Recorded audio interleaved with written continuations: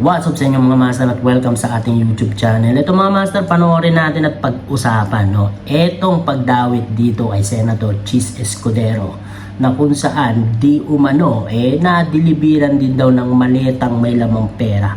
Pero bago tayo magsimula mga master, kayo ba ay isang OFW kagaya ko at naghahanap kayo ng isang lehitimo at mapagkakatiwala ang sending money apps? Ito yung nadiscover ko. Itong TapTapSend, no? Kasi pinadali ng TapTapSend ang pagpapadala natin ng pera papuntang Pilipinas. Hindi mo na kailangan pang pumila or pumunta sa mga remittance store. Siyempre, ang una nyong gawin mga master ay i-download mo na ito sa inyong mga Play Store or Apple Store at pag-sign up lang kayo. Tapos eto pang nakakatuwa mga master dito sa TapTapSend. Kasi meron itong zero fees for all mobile banks and e-wallets. Isipin nyo yun, wala kayong babayaran. Zero. At eto pa, meron itong bonus mga master. Kasi kung ikaw ay nagtatrabaho sa US, Australia, Canada, Europe, UK at UAE, gamitin mo lang itong aking promo code na ALAN5014. Big letter mga master, ALAN5014 at kayo ay makakatanggap ng $20 sa inyong unang padala lab. So ano pang hinihintay nyo mga master? Download nyo na itong TapTapSend at mag-send kayo ng pera sa inyong mga mahal sa buhay. Shoutout sa inyo lahat. Panoorin na natin to. Ano to? Kaninong cellphone to? Kaninong... Ayan, go. Large. Bali, nung time na yan, sir, kami sir yung advance team, sir, dyan sa bahay, sir, ni Chess Escudero. Yung pagpiling ko, sir. Hindi na rin po, parang nabubulol. Ano, kaninong bahay to? Bali, nung time na yan, sir, kami sir yung advance team, sir, sa pag-deliver, sir, sa bahay ni Chess Escudero, sir.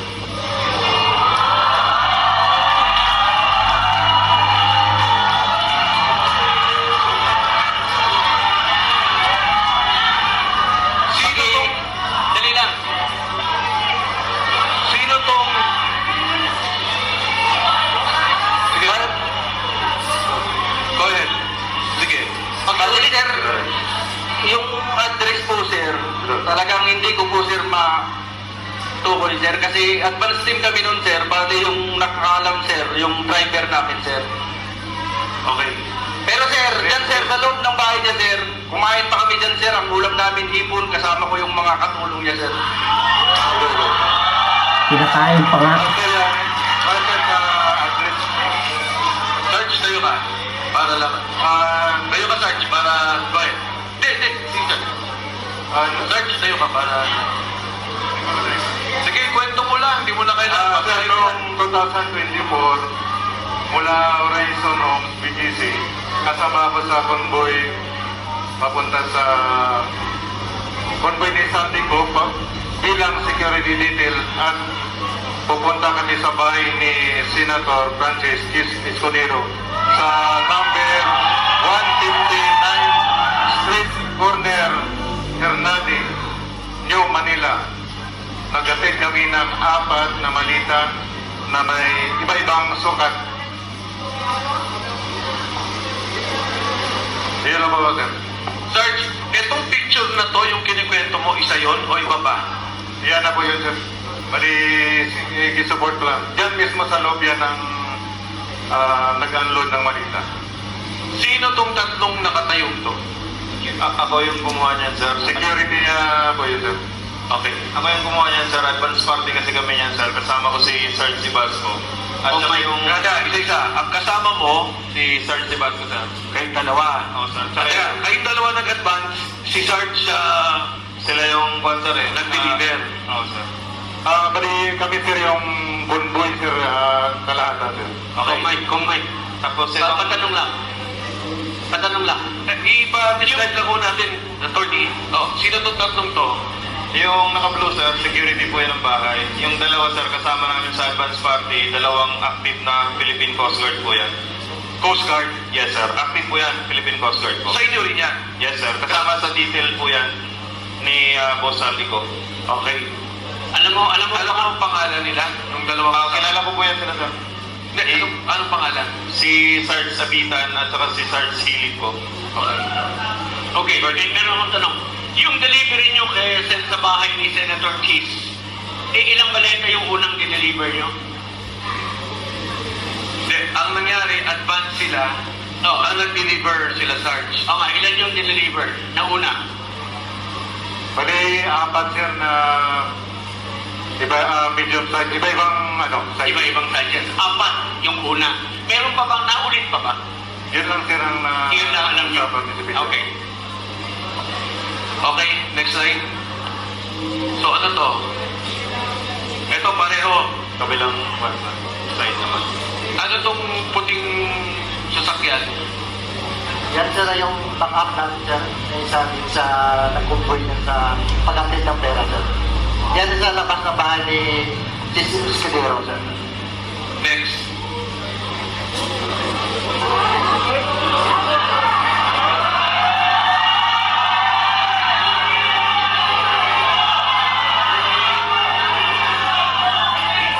Sino magpapaliwanag dito?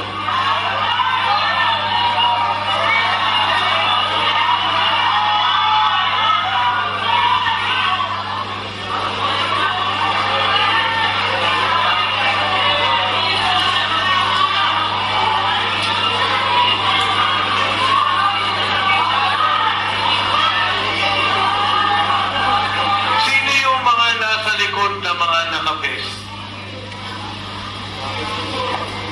Sige, go, Sarge. Yan po sir yung mga empleyado sir ng Matsi sir. Na? Matsi, na pagkamayari ni Boss Saldico. At pakiulit, Mark. Yan po sir yung mga empleyado ng Matsi na tinatawag na Mercedes Aviation and Development Corporation. Okay, thank you. Fast forward na natin.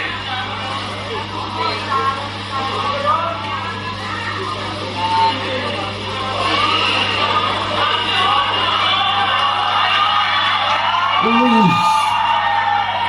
Sino kumuha? Sino kumuha dito?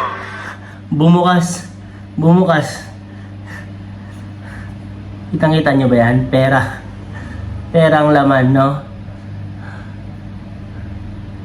Bumukas ang zipper. My goodness. Yan sir yung nung time na yun sir, nakalaglag yan. At Mhm. yun na yung silver. Kaya nakikita nyo po, hindi po yan pwede. Pera po yan. Itong particular na malitang to, ilan ang laman? Parang large ata to eh. Large sir, nasa 50 to 70 million ang nilalaman niya sir pag large. Laking pera, no? Grabe. Next.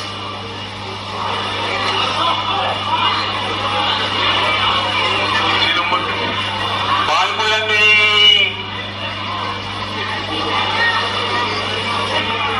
Lolo. Bahay po sir ni Ma'am Kimbo, sila Kimbo. Mhm. Doon sa may Jirapura po. Kimbo. Sa Quezon City po. Yan po yung nagdala kami ng siyam na malita na 8 saka isang medium size. Kasama ko po dyan si Attorney Samuel Binbiahe po. Mhm. Saka po yung sekretary ni Ma'am Stella Kimbo po yung babae mo. Sir. So si Kimbo. Attorney Henry ni Congressman Saldico. Yan po si Attorney Samuel Binbiahe po. Samuel Membiaye. Opo, sir. Staff ni Attorney ni Congressman Saldico. Opo, sir. Yan na po, sir. Ano to?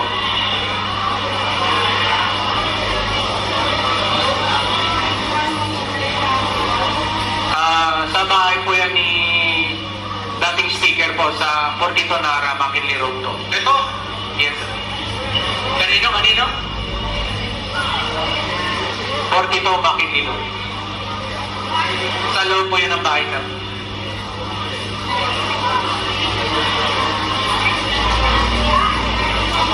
Bakit may picture ng particular na delivery na to? Sino bang kumuha dito?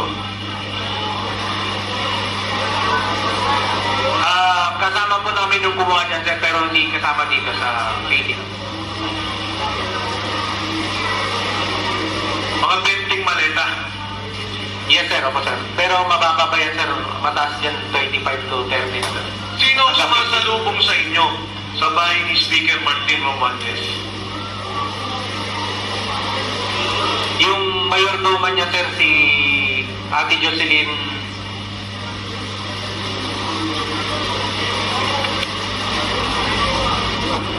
Siya lang. Yes, sir, siya lang. Ate Jocelyn. Yes, sir.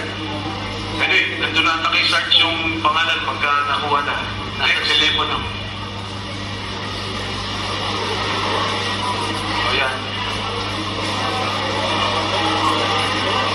Ano tong picture na to? Kuha ng kasamaan po namin yan, sir, pero wala po siya dito. Kuha ng kasamaan po namin yan, sir, pero wala po siya dito. Pero na yung cellphone po, sir, na pinapicturean niya, nakaset-keep na po. Kay attorney po.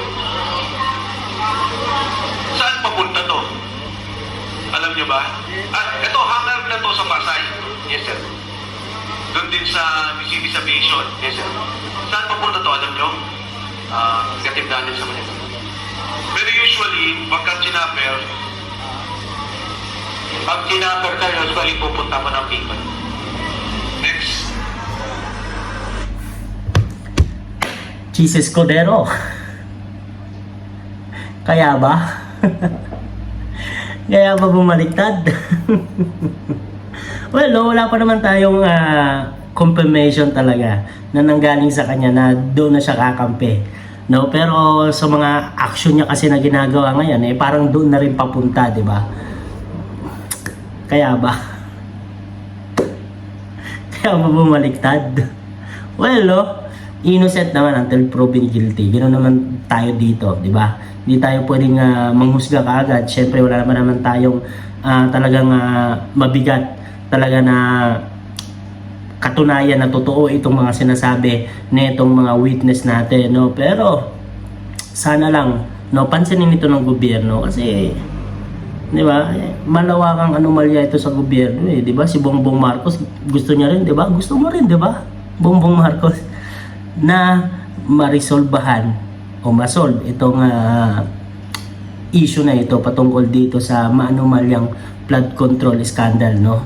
At malinis kung sino ang dapat malinis kasi marami na talagang nadawit, 'di ba? Ang kaso nga lang mukhang mas focus sila dito sa impeachment kaysa dito sa malawakang anomalya sa gobyerno, no? At mas pinaghahandaan nila yung impeachment. Pero no, yun lang kay Cheese Escudero. Kaya ba?